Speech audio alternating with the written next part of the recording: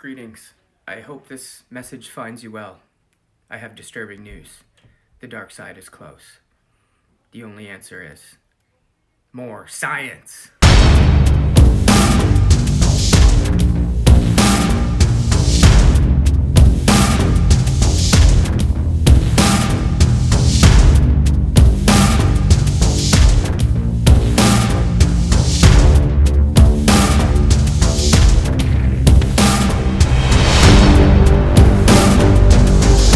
Welcome to another exciting Earth Day. Things are a little different this year because we can't get to school, but that doesn't mean we can't investigate some of the interesting environmental experiments on how the Earth is changing as a result of human impact.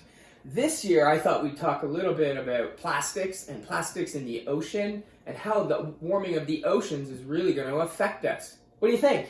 Yes. Sound good? Okay, let's go.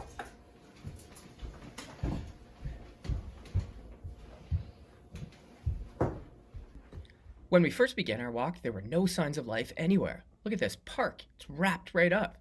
But then we started to notice, through the cracks of sidewalks and in people's gardens, life everywhere. It is spring, after all. This is when all things renew. Then suddenly, as we got deeper into the forest, we realized, look at all this garbage. It's everywhere.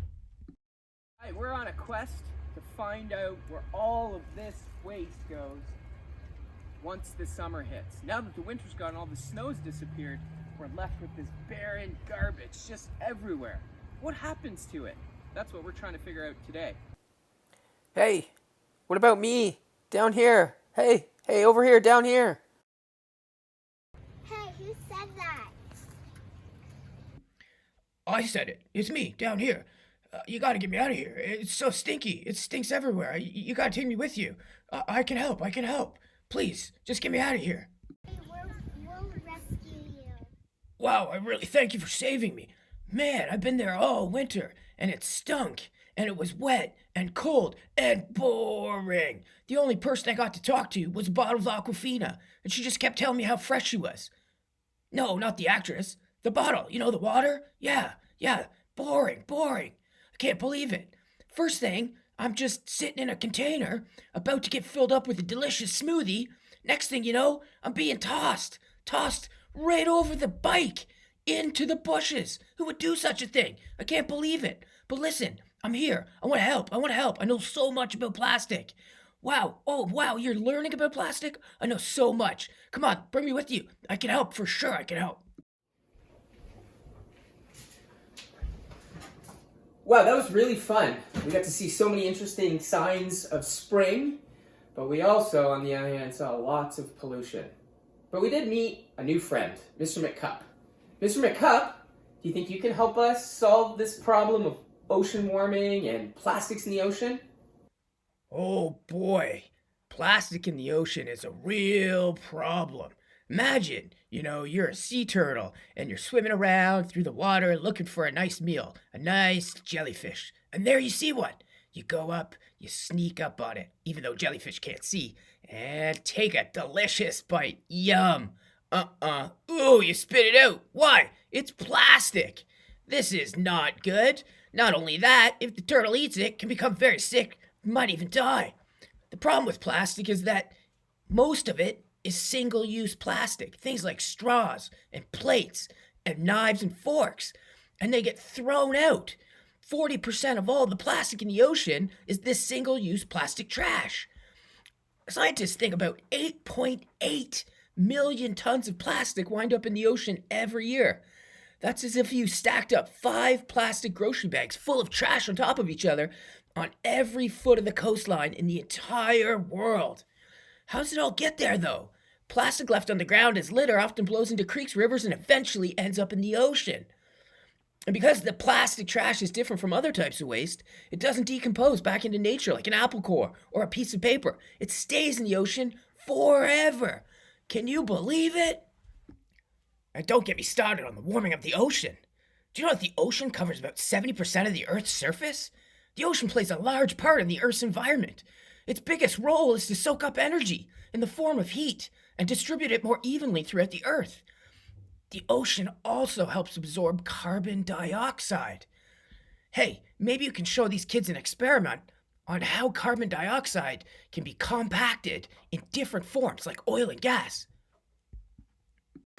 That's a great idea, Mr. McCup. Let's first figure out how it is that the oceans are really warming. It turns out you can do this experiment at home. All you need is a Ziploc bag, some water in a cup, preferably plastic so you can pour it inside the Ziploc bag, and some Alka-Seltzer. You can get Alka-Seltzer online, or most pharmacies have it.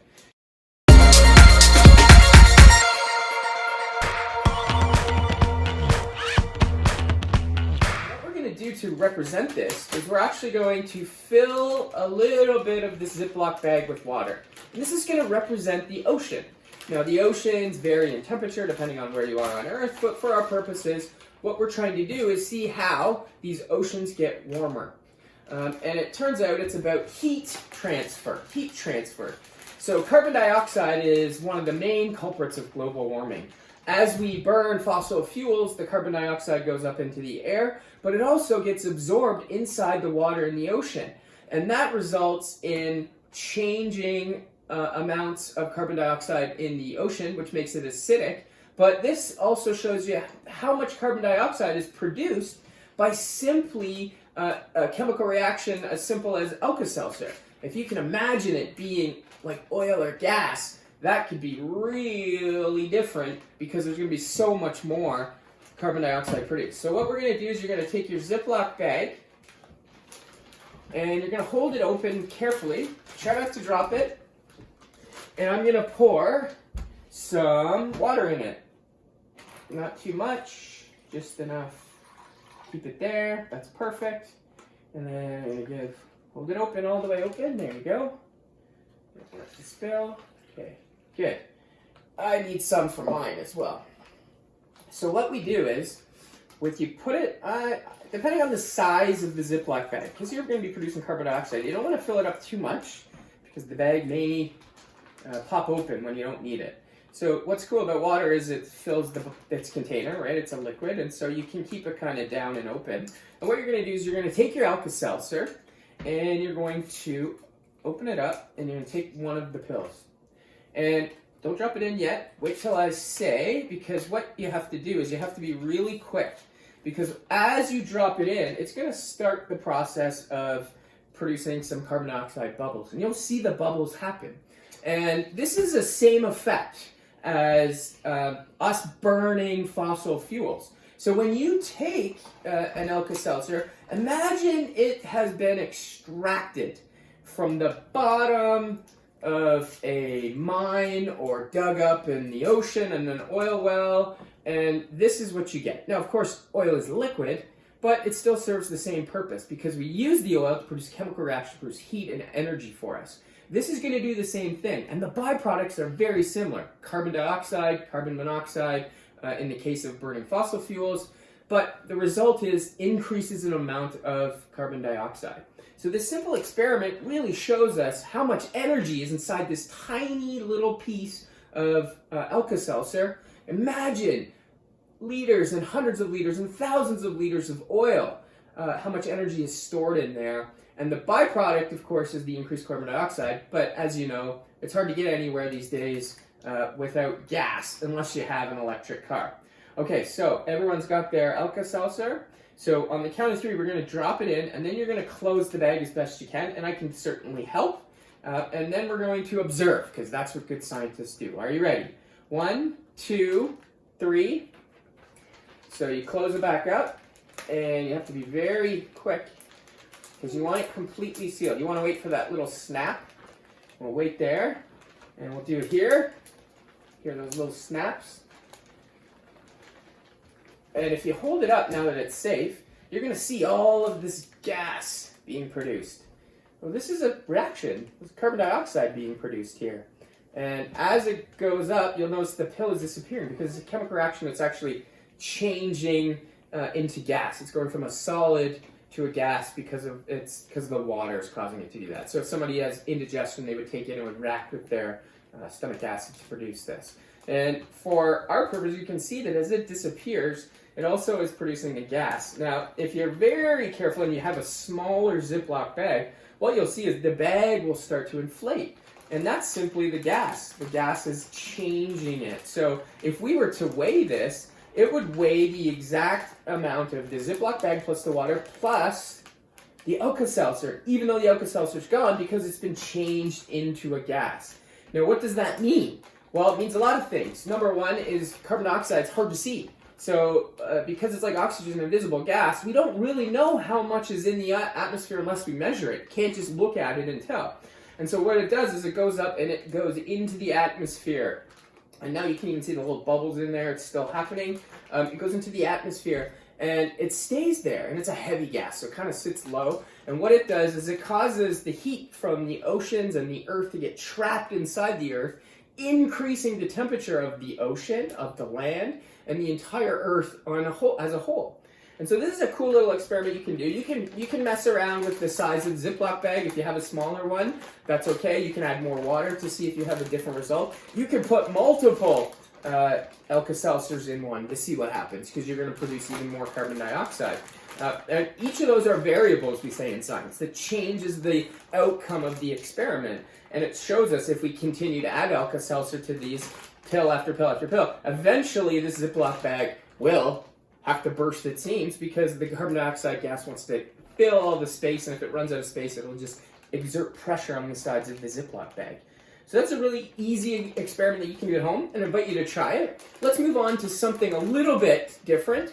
Let's figure out what happens when the ocean does get a little bit warm.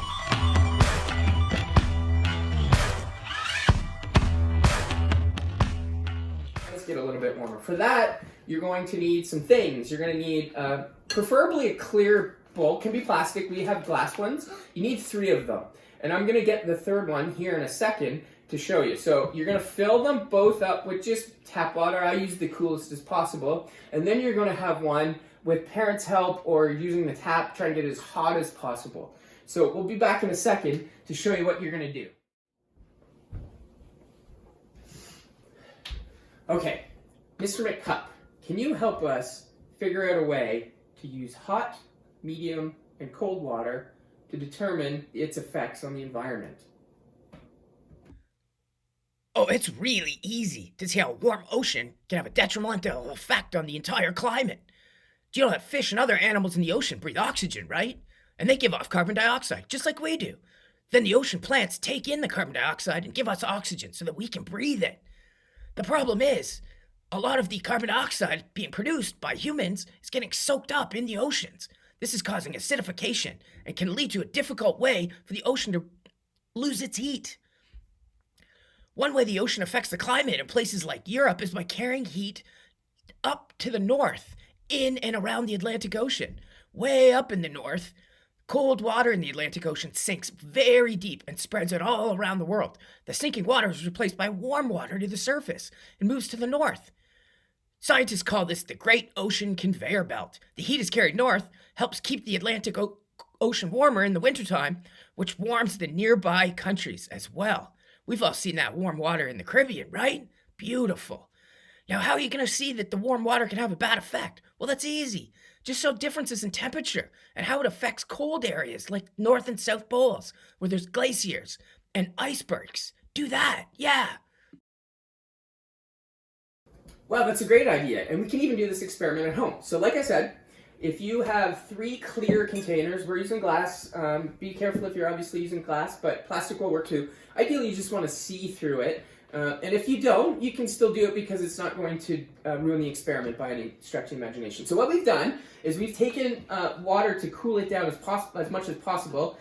We could use ice cubes. I just grabbed an ice pack from the freezer, and I'm putting it in there to try and cool this water off. The medium one, the water's been sitting here for about 5 or 10 minutes, and this big one is going to represent our hot one. And I've boiled water, but you don't need to boil water, and I don't recommend that if you're young, you do that without an adult with you, because it can be extremely dangerous. So I'm just going to use the bigger one because the water's so hot to protect it a little bit. So as I put the water in, you can see that it's steaming up and changing to a gas. Now this is going to exaggerate the effects of oceans getting warmer, but that's kind of the point. We want to see, just like we did in the other experiment, different kind of models on how much is going to change if the oceans get really warm. So you want to start with the hottest you can get. So with boiling water is about as hot as you can get. So what we're going to do now is we're going to take a piece of foil. So you need to have a foil. And all you're going to do is you're going to make a boat. So you can make a boat really easy. You just kind of fold the sides in.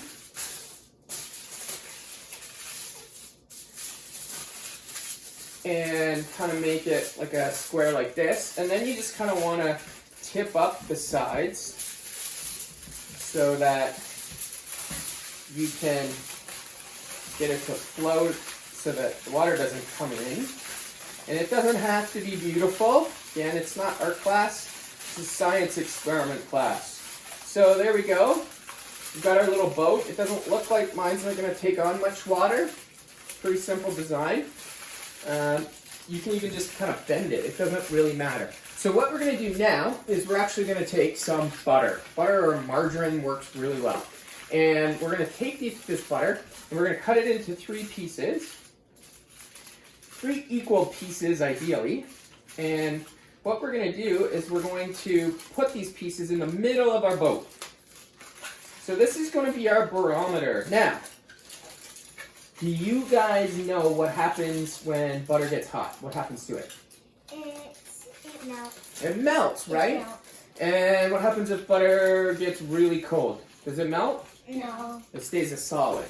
So how fast this butter is melting is going to tell us what it means if the oceans get hotter, hotter, hotter, hotter, hotter. So hopefully we can take a guess, and that guess will come true. So what do you think is going to happen when we put the boat in the cold water?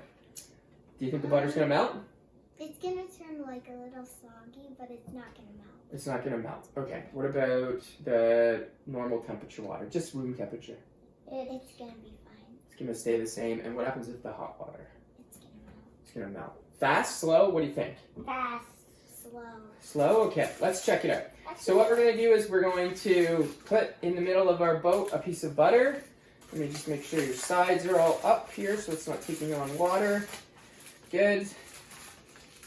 And put it here. So I'm going to take the ice pack out of this water. Wow, it has cooled down a lot. We've got the ice pack underneath to keep it cool, but we want our boats to float.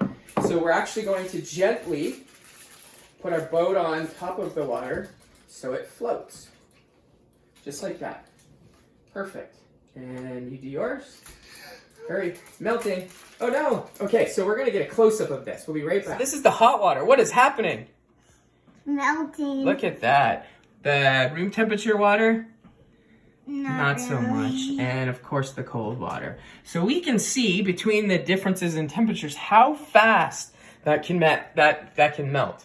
So to us, we don't often go to boiling ocean, but we do go to warm oceans, and that water can travel up through currents. And if you imagine that the butter is a glacier full of fresh water or an iceberg, and it encounters the warm water, what's going to happen? What do you think is going to happen? A big iceberg goes into warmer water. What happens to it? The water's gonna turn cold. The water will turn cold, and what happened to the iceberg? Does it just keep going? Mm-hmm. I think the iceberg's gonna melt myself because the water's warm. Just look at that butter; it's melting away, and it's going to change the ocean level. It's going to make the oceans a little higher. And what does that mean? Well, that means that we're going to flood some low-lying areas, and it also means that the ocean currents are going to cool down, which can have a dramatic effect on the weather. Okay, so now you see how this effect is. And if we're going to leave this here for the next 10 or 15 minutes, and we'll come back and see. I can already tell the hot water has just completely melted the butter, and that's understandable because it is very hot. But it's interesting to know that even the room temperature butter is actually still very solid, as well as the cool water. So we'll just leave them for a little bit and then we'll come back. Next up, we have to think about other uses of plastics. Because when we were on our walk today, we saw so much plastic being thrown away. And as you heard Mr. McCup say, somebody was just drinking him and tossed him into the forest. Where does all this plastic end up, Mr. McCup? Like I mentioned before, 8.8 million tons of plastic wind up in the ocean every year. That is a large amount. How does it get there, though? Well, most of it gets blown there through the wind, people littering, and it eventually travels from these rivers down towards the ocean. And because plastic trash is different from other types of waste, it doesn't decompose back into nature like an apple core or a piece of paper. It stays in the ocean forever. That means discarded fishing nets and six-pack rings can entangle animals. Harmful straws and grocery bags can be mistaken as food. That's right. It ends up in the oceans. 90% of all littered plastic ends up in the ocean. And it gets caught up in the currents and gets stuck rotating around. And over time, the plastic breaks down into tiny little microscopic pieces that nobody can see, not even fish. And they inadvertently breathe it in because they need to use their gills to breathe. And it can actually hurt them really bad. Also, it affects the growth of plants in the ocean, like algae, because the plastic is actually taking up space, even though it's invisible. So we're going to try a little experiment today to see what alternatives there are to using plastic. We've seen paper, of course, because now there's paper straws. But what about natural plastic? Is that even possible? What do you think? Well, it certainly is. You can make a nice, easy natural plastic with a few simple ingredients.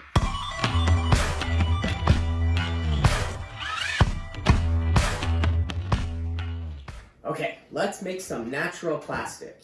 Really easy to do. This one you're going to need an adult's help because you're going to have to heat the substances up in order to produce the plastic. So what do you need? You need a pot because you're going to be pouring ingredients into it. And this pot's going to go on the stove, so it has to be a stove pot. You're going to need some vinegar because the vinegar is going to cause a reaction. It's an acid, acetic acid. You're going to need a sieve, and the main ingredient is milk. That's right, milk. Did you know you can make plastic out of milk? Yeah, a long time ago, in the early 1800s, they used to use milk all the time to make buttons for shirts. And it's a nice, easy way to do it. Let's see here. How are we going to do this? Well, we're going to take some milk, and we're going to pour it into the pot. Now, how much milk depends on how much plastic you want to produce. So we'll fill it maybe a quarter of the way or less full. Maybe a cup, 2 cups, 3 cups, 4 cups. You're going to have to play around with it to get the right consistency. And then we're going to go heat this up. So we'll move over to the stove now. And okay, so what we're doing is we've put the pot of milk on the stove and we're heating it up. It's not on full blast. It's about halfway. I've got my vinegar ready. And you're going to need a spoon as well. And the spoon will be to add vinegar to the milk. And what you want to do is you just, once it starts to simmer a little bit, you want to keep stirring and make sure that it's nice and consistent. Because once the vinegar gets added, you're going to see an awesome reaction. We've got our milk steaming away here. And now what we're going to do is we're going to carefully add the vinegar to it. We're going to carefully add the vinegar to it. And we're going to continue to stir. So again, it's 1 spoonful is the standard, but depending on how much milk you've used, you may need to add more, and you'll see what happens. So there we go. We've added it. We're going to continue to stir here. And I can smell it. It smells vinegary. But if you look closely, I'll just turn it down here because we're getting an effect. It is now starting to break apart. Now starting to break apart. And Mr. McCup is going to explain to us later why this is happening. In the meantime, we'll focus on getting it done.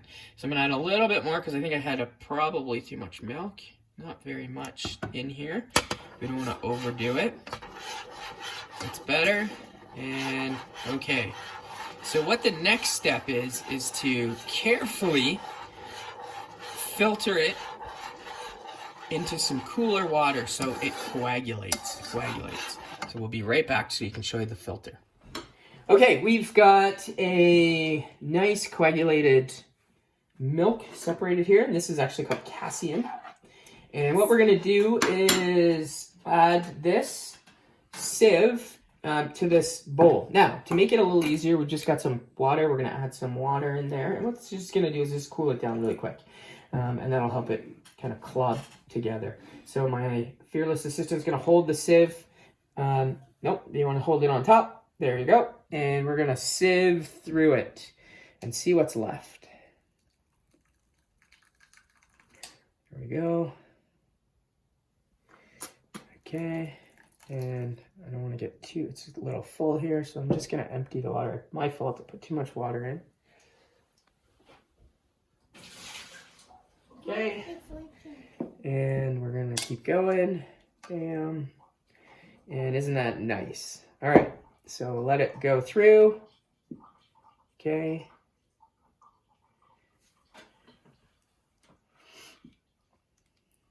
Good. And I'm going to dump this. And add some more cold water to it. There we go. Now I'm going to dump it in.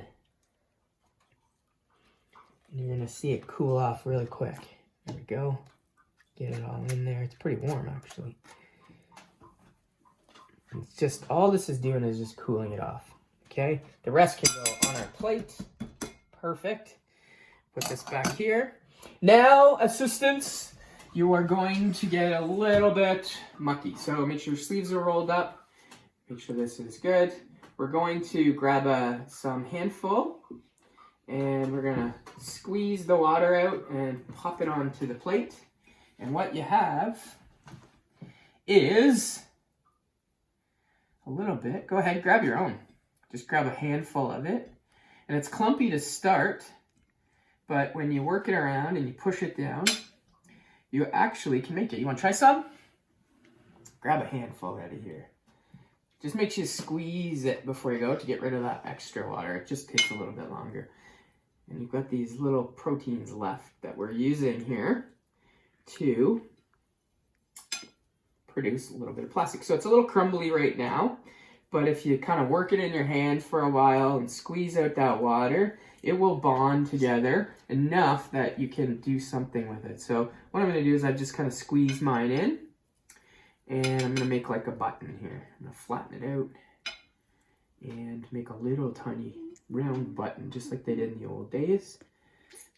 There you go. Just make sure to squeeze it out because all that water just slows the process down. So grab it with your hand, Henry, and squeeze that water, and then you'll get much better, much more effective ones. So it's better if you use higher fat content of milk. It will produce a little bit more, a little stronger natural plastic.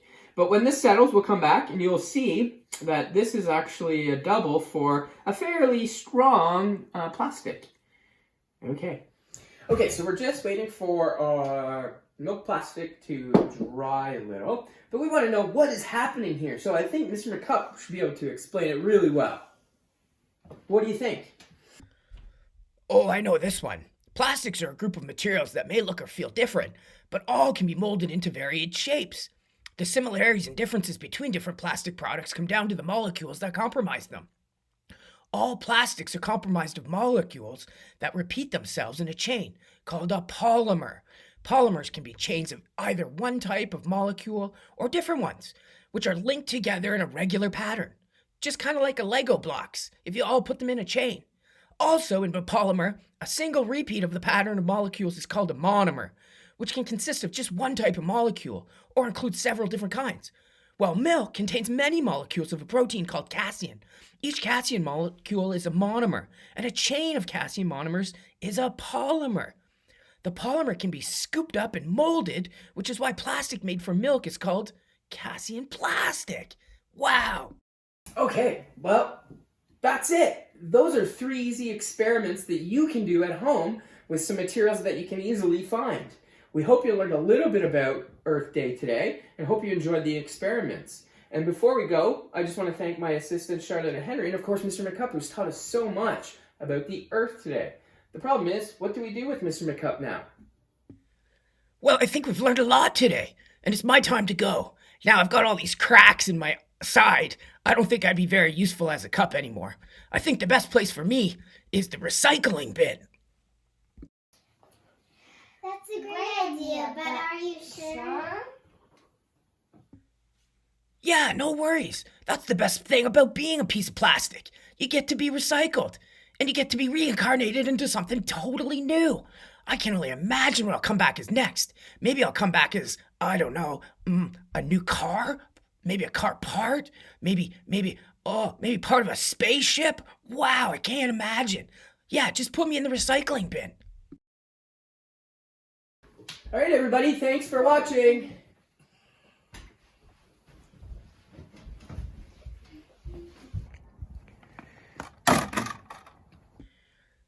Oh, yeah, this feels great. Thanks for everything. I'll see you again soon. Bye.